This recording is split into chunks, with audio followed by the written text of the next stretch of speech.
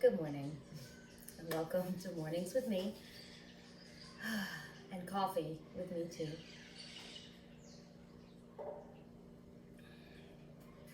This morning, I was thinking a lot about why. Why even get on this path of enlightenment? Why even go there? Why bother? And it's a really good question, actually, because you see, we should always be asking ourselves why we're doing anything. Why am I going to the store today? Is it a necessity? Is it something I really need? Or is it something I want? And it's not to judge the two options or reasons. You know, if you know why you do something before you do it, why am I going to do this? I'm going to do this because of blank. Then, when you fuck up and you're like, why the fuck did I do that? You already have the answer. Oh yeah, that's why. It's important to ask yourself why. So this is what I'm going to cover this morning. The obvious answer to this question is for happiness and health. Like, that is the baseline of all human desire, is health and happiness. Being happy, healthy. That was repetitive. Anyway, 3 times. 3 is an important number. You know, obviously, the path to enlightenment will get you healthier and happier. One of the first things that people start on, you might not even know that you're on the path to enlightenment, but if you started paying attention to your food and what you eat and not being poisoned, I mean, you're already on the path. That's like the first step, because what we eat has so much to do with who we are, and the powers that are trying to keep us oppressed are poisoning the people. I mean, it's written in some book that Hitler wrote of how to control a mass amount of people is first you control their stomachs. So anyway, I also have a personal understanding of this because I train horses and dogs, and the way to an animal's heart is through their stomach. This is actually said too. It's a cute little quote. The way to a man's heart is through his stomach. But I mean, there really is truth to it, because our stomachs hold our emotions, and anyway. And, you know, with any sport that you do, or art, you're starting to paint, or you're starting to cook, or you're starting to mountain bike, or you're starting to rock climb. I mean, the whole point of starting is to get better at it. You're not like, oh, I'm going to start rock climbing and I'm going to stay on this easy little bitty course, right? No. You want to do it so you can end up on like Mount Everest or something, like the peak. You want to start cooking because you want to be good at it, and you want to have people say how wonderful your food is. Obvious stuff. I mean, obvious stuff. Well, you got to put it right back into this path to enlightenment. I mean, a lot of things I found truths are in obvious patterns elsewhere. Is you want to be a better person. This is the path to enlightenment is training your human essence to be the best that it can be. And you know, this life and existence in this time, because in ancient times, it wasn't as hard to be happy and healthy when you had a tribe and you were eating off of the land, and, you know, like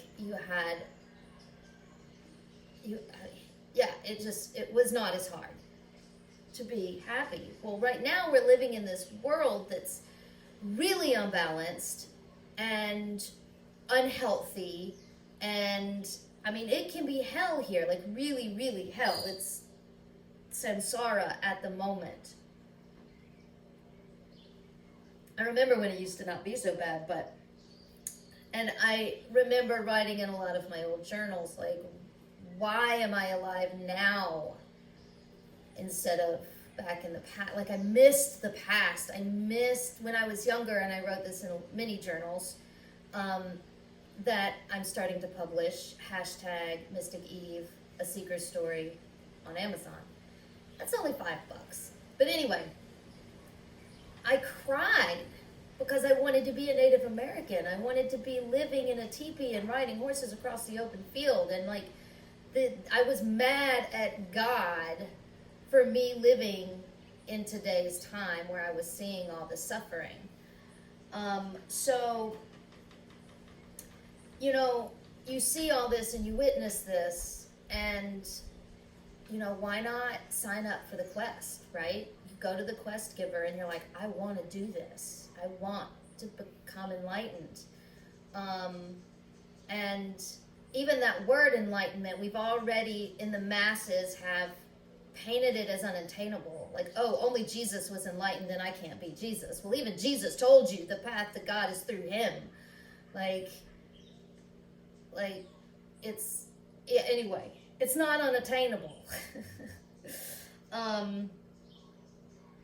You sign up for this unpredictable adventure, right? Like, the quest is unpredictable. Any adventure is unpredictable. Like, Frodo really had to think about going on the quest, like going with Gandalf, because, like, you know, I really like how he took his time and he thought about it. It's important to think about, you know. But by accepting the quest, or the quest is to train yourself to be a hero, right? Like, in the story that you paint, you know. And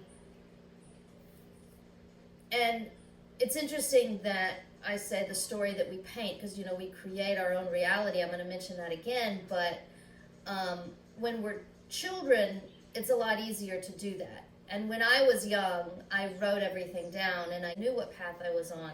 I knew how to find the answers. I knew who to look for and who to talk to. But it was when I became an adult and I went through all of the crazy hell that I went through as a tattooist and in a really hard world. I became a business owner. I'm not even a good one. I was not a good business owner. I cared more about the people. Well, that doesn't make you a bad business. I'm learning a lot about business and how I want to change it. But anyway, back then it was like, I wanted to give all of the tattoos away for free. Oh, you don't have that much? It's okay. Just whatever you got. It's fine, you know? And which is good and honorable, but I just made enough to pay the rent and the utilities and taxes and then my own house rent and take care of all the pets that I had and stuff at home. So anyway, but I found myself in a society, and the experiences filled me with anxiety and rage. Dude, the anxiety alone was killing me. I knew it. I knew it was going to kill me. I was waking up in the middle of the night, panic attacks, couldn't breathe. Like, we're talking like, I was on Xanax for a while, you know, like, painkillers are great. I'm not condoning that. But the anxiety, and I gained a shit ton of weight, which just made me personally not feel good. You know, I was weighed down, and it just felt like I couldn't do what I wanted to do. So getting back to why be on the path to enlightenment, what are you going to gain? Like, what's the loot? What is the loot of this adventure? Because you've got to know what that is. Why go on the quest if it's for some, like, talisman that you're never going to use? So you don't go on those quests. you put all your effort and energy in the quests where you've got this magic fucking sword that's gonna do everything you want it to do and up all of your stats, right? So for me, what I've realized is my loot, the personal loot that I found, is like a horse. It's your horse, it's your mount, it's your unicorn or your dragon, whatever you want to ride. And riding a polar bear, riding, like, everybody wants an awesome mount, and being able to choose your mount. I want to ride a unicorn. I know. Sophie's is a unicorn. Mine is either horse or dragon. Horse or dragon. It depends on where I want to go. But you can have like different mounts in your stable. Anyway, it's so exciting.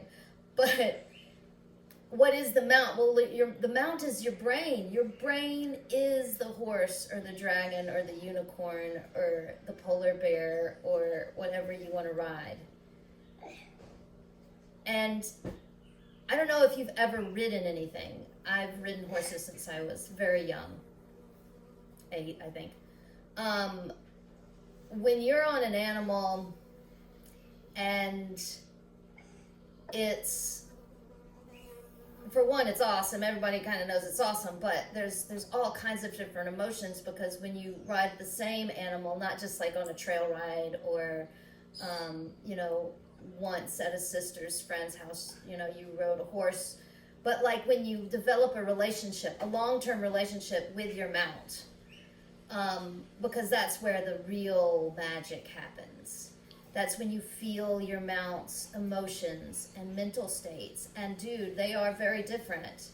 Like, they can be scared at something and be blowing up and have this tremendous amount of energy underneath you. And I've been on horses that are I've been on horses that actually do blow up, that go completely, take off running. It's really dangerous. But when you're on a horse that trusts you, that's blowing up like that, that's scared, you turn it into like stuff like piaffe and passage and levad, which are all dressage terms. And dressage is an art where you ride the horse, you dance. You basically have a dance partner and you end up dancing with your horse. You do all kinds of stuff. It's my passion. The experience, the feeling of that is amazing. And it's the same when you're on the path to enlightenment and all of a sudden your brain starts blowing up. It's scared of something, usually it's fear. So much always boils down to fear. That's a big demon. But when your brain and your body is like, oh my God, I'm gonna freak, and you're like easy, and you're holding the reins, you're holding, this is physical too. When you're on a horse, your solar plexus holds that energy in, you like absorb it. It's amazing. But anyway, you're doing this with your brain and you're like, easy, it's okay. Everything drops octaves, easy.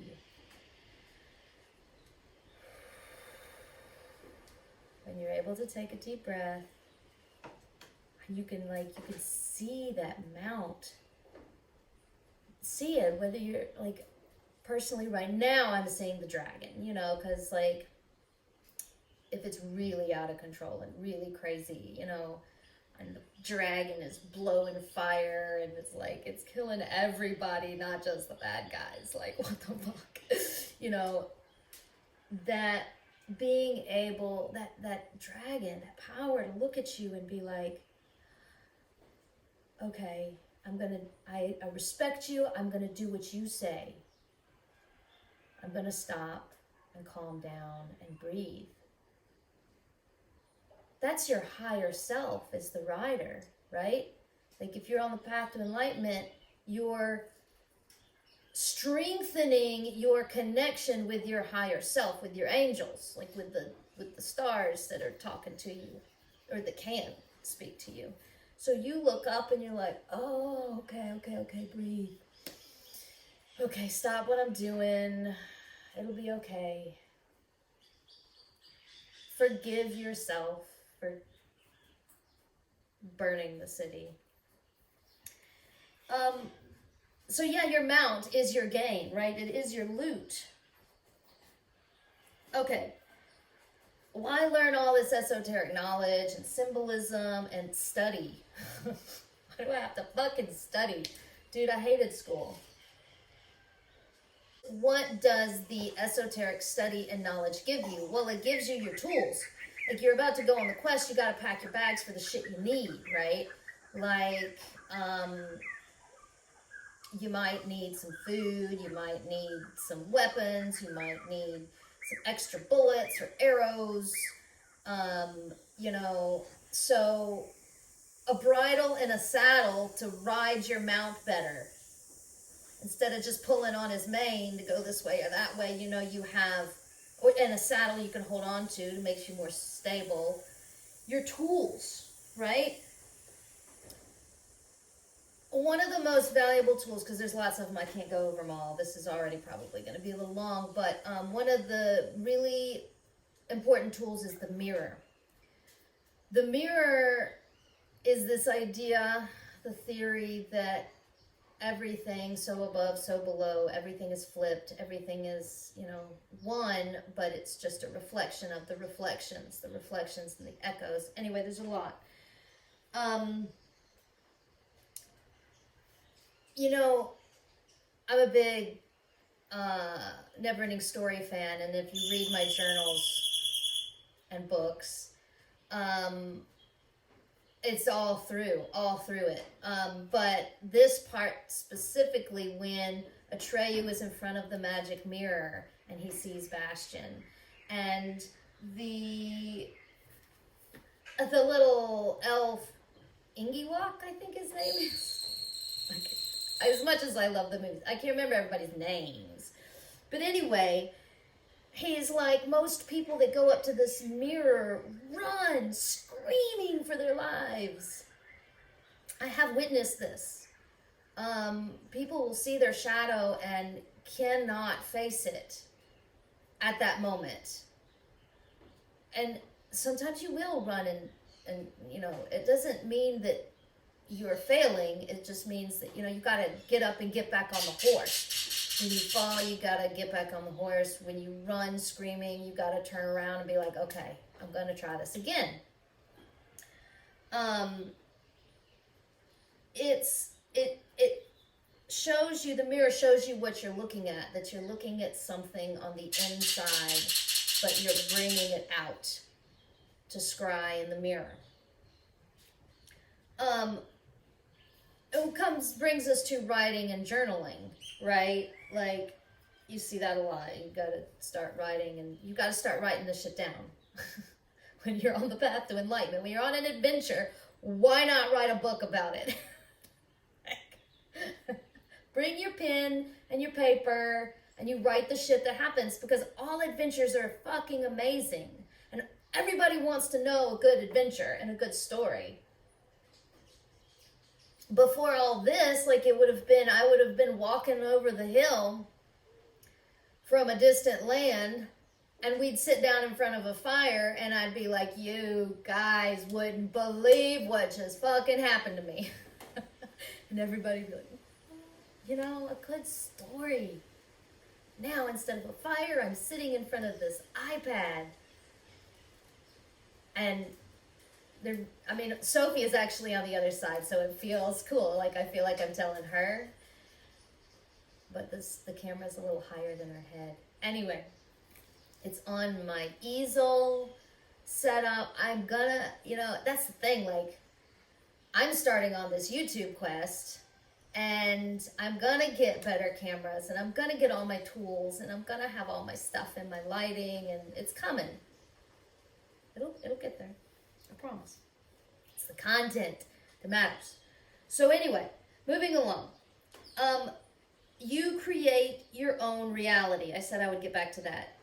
Whether you're on the path or not to enlightenment, you are creating your own reality. You are either making yourself miserable or you're doing the things that make you happy.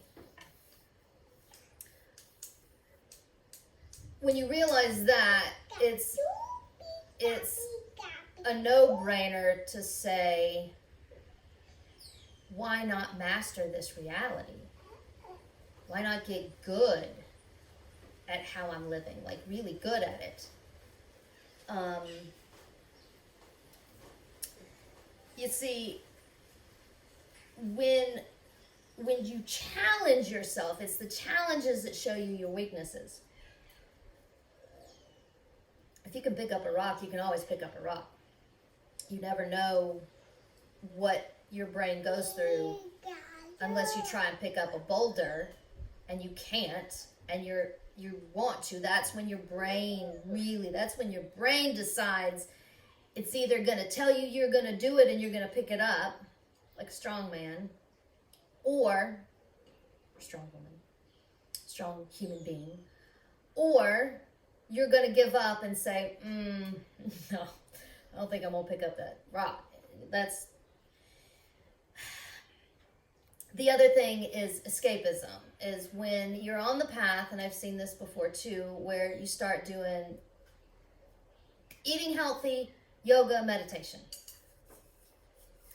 Yoga in classes, eating healthy, sometimes neurotically but healthy, and meditation meaning, you just sit around or sit down and you don't do anything, maybe fall asleep sometimes. And dude, I'm not judging. I'm just saying that I've seen this happen sometimes. I've seen this happen in human beings, that this can be a trap in escapism, in that I don't want to deal with all my problems, so I'm just going to listen to this guided meditation and only focus on what they're saying. And it gets tricky. Basically, when I know that that's happening, because I can't go in their brains, but when I know that that's happening, is I see the ego. Their whole body changes. They walk differently. They look down on people. That's the trick. It's the non-duality. The demon is the duality. Is all of a sudden, oh, I do yoga and meditation, so I am better than you. Those people, that person just littered. It's the same as Christians. They go into hell, right? You're sinning, you're going to hell. You're not taking care of the environment, and you're just lowly. Anyway, I've seen that. And I wanted to, point, not only is it a demon of duality, on the flip side, it's the forgetting the oneness of everything. That person's littering. There's so much worse. No, that person is you. We are all one. Light, frequency, and vibration is all that exists. So going to the card spread, I was like, okay, demon, let's do a card spread on our personal demons, on our shadows. Let's face this together. The center card, the point of the spread, Two of Swords. And I was like, of course it would be Two of Swords. Oh my God. The battle, the fight, you're fighting with that demon. The misunderstanding, I don't understand why you're so huge. The confusion, what the fuck what am I fighting? What's going on?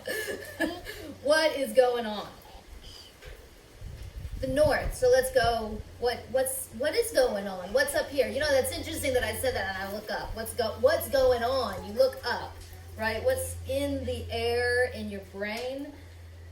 flipped it, Queen of Wands. And I was like, yeah, I see that, you know. The fire, the wand, the fire. Fire can be hot, man. Like, it can burn. That Queen of Wands can be fire. It can burn you. Waving that wand all over the place sometimes. Like, not just kamikaze sometimes, you know. Emotional. Water and fire. But she is focused on her career. She might be a little disorganized, but at the end of the day, she's a queen. She cares for her people. She cares for her children. So that would make sense. That's in the brain of the demon that, oh, I might be all over the place. I'm burning everything. I was just saying, like, burning the dragons. I'm burning the city. But that was a bad analogy. I really care for the people, but the city's got to burn. I mean, I identify with, I understand that. Absolutely. So we go down to our ground, to the south. 7 of Wands. There's another wand, a lot of fire, straight up and down, which there's ancient pictures of the fire that your chakras, as they become more and more powerful and aligned, become fire. The 7, though, the 7 of Wands is strength, conviction, your strong belief and your valor. That's the fire. You're grounded in strength. That fire, the fire of the sun, you know how strong the sun is, especially living here. Always wanted to be closer to the equator, closer to the sun. For me, that's always been my goal. As close to the sun as I can get. Just burn me up, baby. Yep, just burn me up, baby. Yeah, don't let your guard down. Oh, Because those demons will pop up. You have to be grounded, stable, you know. And I wrote, you can't start a quest thinking you're gonna fail. That's important. Like, why even start the quest if you're like, I'm never gonna do this. That doesn't make any sense. Convincing your mind that I'm gonna succeed. I am going to purify my human existence and be the best fucking human being that I can possibly be in this life. It doesn't matter if I fall down, if I make mistakes. That's what makes you stronger. 7 of Wands. Okay. East. What's shedding light? The sun is coming up, shedding light on the field of battle. What's going on? 3 of Cups. Sophie, you can't do that, baby. She is taking chopsticks as drumsticks and beating the base of the iPad while I'm recording. Anyway, 3 of Cups. Abundance, company. That 3 is the sacred trinity, the joy in company, friendship. You know, the hardest dungeons that you have to battle, you battle with your guild. Unless you're, what's his name? Kirito, that's his name. Sword Art Online. I mean, he's fucking, God bless him. He's gonna go at that shit alone. Anyway, most of the time you want your guild with you. And he does need his guild with him at the end. So, yeah, that's shedding light. When it's the dawn when your people, when your army come over the hill to help you. I mean, wow. Wow. Battling with love right there. Like, wow. Okay. The West card. What's going down in the West at the end of the day is 8 of Swords. There's that 8 of Swords again. Like, I literally, I wrote this, and then I said, I wrote this before I even drew the cards, because I always, the way I do this is I get up, I start journaling, and then I pull the cards, I write down the cards, and then I read it to you, because I can't do that and this at the same time. So I said 8 of Swords as the illusion. It's all an illusion. And there it is. I was like, whoa, dude. Anyway, I thought it was cool. So it's that illusion of being trapped. It's all an illusion. Everything is just light, frequency, and vibration. The reality, the truth of it, the inner truth is it's a canvas that you can paint however you want to paint it, with whatever vibrations and colors and frequencies and song. You paint it with color and song. And breath. I myself just very recently experienced it's only fire, it's only water, it's only love.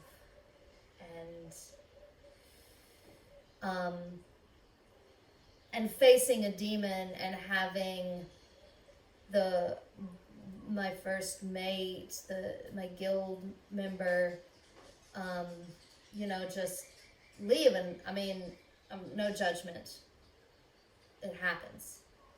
It was a big boss. Like, if you don't want to fight it with me, I get it. It's okay. I'm not holding that. That's my lesson of all of it. I had to learn that. I have to realize that. And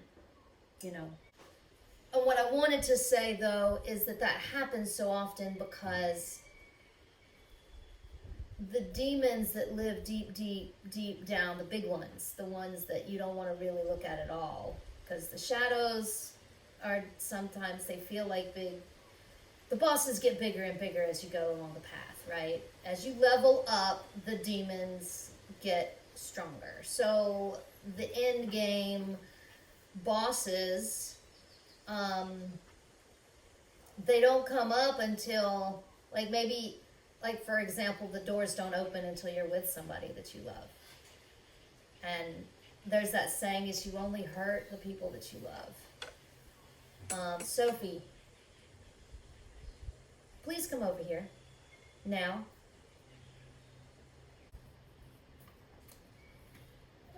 You only hurt the people that you love. And until I saw that demon, there's the mirror. We're going back to the mirror. When I saw that demon in somebody else's eyes, because maybe I just didn't recognize it as a demon, right? It was just my inner child raging like a 5-year-old and having a temper tantrum. But until I saw it hurt somebody that I really, really loved and cared for, that's when you really, that's why relationships are so hard. And tomorrow I'm going to discuss is, relationships when you're on the path to enlightenment. What does that mean? So definitely stay tuned. I mean, anyway, I'm having fun. I hope you're having fun. So Kali, her story is like that. She doesn't really understand her rage until she tramples over her lover. So, yeah, I mean, please like and subscribe and watch the next one where I talk about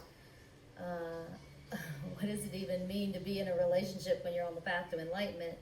How does that even work? Because that's been an interesting thing for me to experience and observe. And please like and subscribe and tell me me what you think in the comments. I think that's supposed to be a thing too. I mean, I don't have Wi-Fi daily. So the commenting and all of the,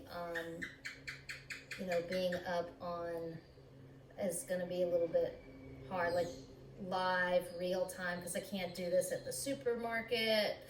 That's going to be a little bit more difficult for me, but hopefully you guys will still like the videos. So thank you so much for watching.